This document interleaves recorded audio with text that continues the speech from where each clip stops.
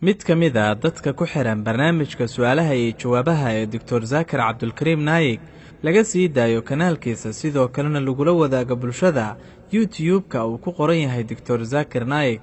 haddii aad u baahan tahay barnaamijkaasi su'aalaha lagu weydiiyo Dr. Zakir inaad daawato waxaad ka daawan kartaa channelkaasi midkaasi oo ay ku qoran tahay Dr. Zakir Naik. haddii aad search garaysana waad heli kartaa. haddaba mid ka mid a dadkii su'aasha weydiiyey iyo dhowr kaloo fara badan oo isku su'aale eka ayaa waxa ay su'aashooda ku saabsaneyd waxaa loo yaqaano alcaada sirriya ama markaasi siigaysiga ama gacanta in biyaha la isaga keeno. haddaba waa maxay xukunka siigaysiga ama inaad gacanta biyo isaga keento adigoo adeegsanaya khayaalkaaga ama mala-awaalkaaga ama maskaxda qofku isagoo shay ku sawiranaya inuu sidaa biyaha isaga keeno. waxayna arrintani ku badan tahay dhallinyarada aan guursan. qofku haddii uu guursadana inta badan kuma badna sababtoo ah umaba baahna oo baahidii uu qabay inuu gacanta biyo isaga keeno uu ka kaaftoomay maadaama uu qabo qof xalaal u ah. haddaba waa tan su-aashii la weydiiyey digtoorka waan af soomaali idinkugu gedinnay intii ugu muhiimsaneed inkastoo muuqaalku dheeraa balse waxaan ka soo qaadan doonaa xukunkeeda iyo weliba xaalka qofka samaynaya.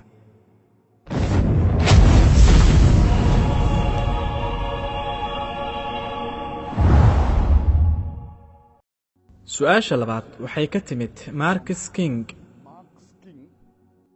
siigaysigu ma ka xaaraan baa dhalinta soo qangaaraysa? su-aal middaa la mid ah ayaana la weydiiyey. asalaamu calaykum Dr. Zakir Naik. magacaygu waa Cabdulqadiir. waxaan rabaa inaan ogaado xukunka siigaysiga. waan soo safray oo qoyskaygii ayaan ka soo tegay si aan markaasi shaqo u helo.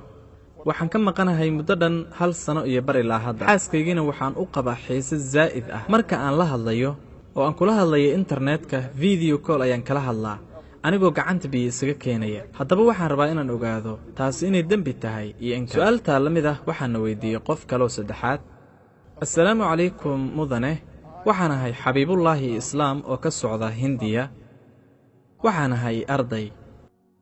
sigaysigu ma xaaraan baa diinta islaamka? waan sameeyaa kadibna waan ka shallaayaa. waan ka toobad keenaa haddana ficilkaas dhowr maalin kadib waan ku noqdaa. mana awoodo inaan xal u helo mushkiladdan. kumana faraxsani samaynta siigaysiga. haddaba maxaa laga rabaa inaan sameeyo? isweydiintan ku saabsan mawduuca ah siigaysigu ma bannaan yahay islaamka waa su'aal aad u faaftay. dhab ahaantiina fadhi kasta iyo muxaadaro kasta waxaan arkaa hal qof ama labo i weydiinaya su'aashaas balse waan ka fogaan jiray ka jawaabidda su'aashaas balse maanta waxaan go'aansaday inaan su'aashaa ka jawaabo. arrinta ku saabsan samaynta ficilka siigaysiga culummada islaamka aaraa' kala duwan ayay qabaan balse inta ugu badan culummadaas waxay ku tageen oo go'aamiyeen in siigaysigu xaaraan yahay islaamka xitaa iyadoo culummadaas badan isku waafaqan inuu yahay xaaraan. haddaba waxaa jira tiro badan oo ka mid a culummo kale oo qaba inuu yahay makruuh wax laga fiican yahay.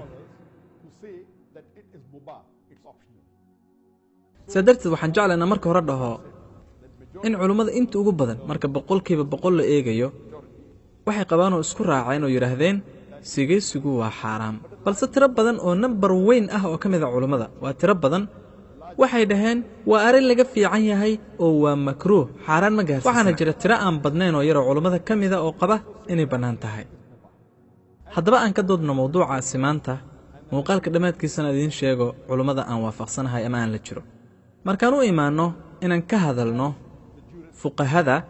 fuqahada shaaficiyada iyo kuwa maalikiyadaba waxay isku waafaqeen dhammaantood oo yidhaahdeen sigaysigu waa xaaraan.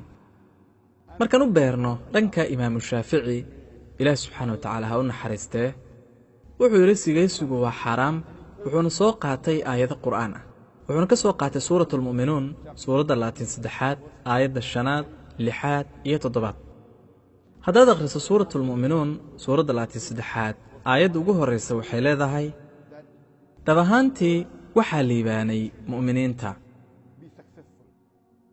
aayadda labaad waxay leedahay kuwaasoo ah kuwa ku qushuuca salaadooda. aayadda saddexaad waxay leedahay kuwaasoo ah kuwa ka jeesta laqwiga iyo baadilka. aayadda afaraad waxay leedahay kuwaa oo ah kuwa bixiya ama dhiiba sakada. aayadda 5aad waxay leedahay kuwaasoo ah kuwa farjiyadooda ama xubnahooda taranka ilaaliyo xafida. aayadda 6 waxay leedahay marka laga reebo xaasaskooda ay qabaan ama wixii ay hantiday oo ay milkisay gacmahoodu, yacni addoomihii ay ka soo qabsadeen dagaalada, marka iyagu ma ahan kuwa la ceebeynayo oo dembi loo haysto. aayadda 7 waxay leedahay qofkii dalboo raadiya intaa kadib wax kale, kuwaasi waa kuwa lala colaytamay.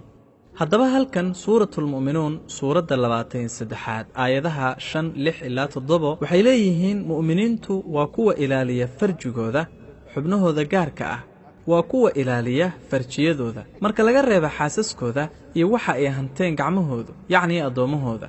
taasi waa gaar. qofkii xuduudda dhaafo ka gudbana, kuwaasi waa kuwa lala colaytamay. haddaba iyadoo la cuskanayo aayadaha qur-aanka ah, imaam shaafici allaha u naxariistee wuxuu yidhi aayadahaasi waa ay cad yihiin, bannaanka ayayna yaalaan. in galmada keliya aad la samayn karto xaaskaaga iyo wixii gacmahaagu hantiyeenoo addoommahaaga ah, wixii intaa ka soo haray waa xaaraan. hadda aayadahaas qur'aanka ka mid ah waxaa suuragal ah in loo fasiro oo loo micneeyo 2 hab.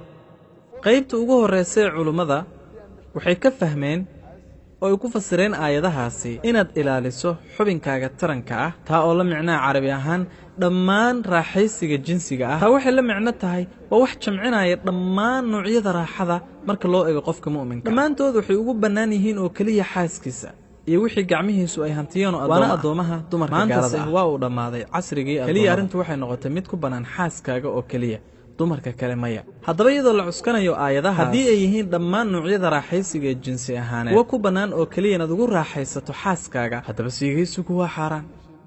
siigaysigu waa in la firfircooni geliyo xubinka taranka, oo waxay noqonaysaa wakhti dheer inaad ka shaqaysiiso xubinkaaga gaarka, ha ahaato dhadhanka baahi jinsiyeed ama baahi ku qabatay oo keliya. balse qaybta kale culummada waxay yidhaahdeen aayadahaas ka hadlaya ilaalinta farjiga waxaa loola jeedaa galmadii caadiga ahayd oo keliya, wax kale maya.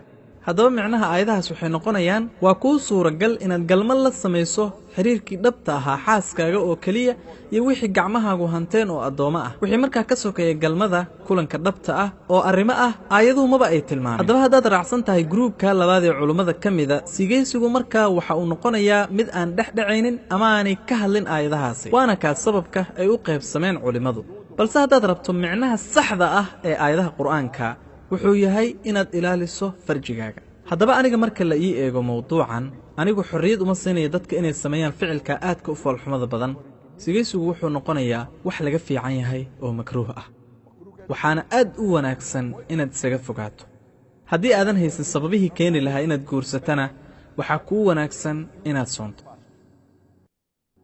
waana ognahay sigaysiguna dadku u kala duwan yahay. xitaa guurka kadib in badan oo ka mida dadka waa ay sameeyaan. 70% ragga waa ay sameeyaan sigaysiga xitaa guurka kadib.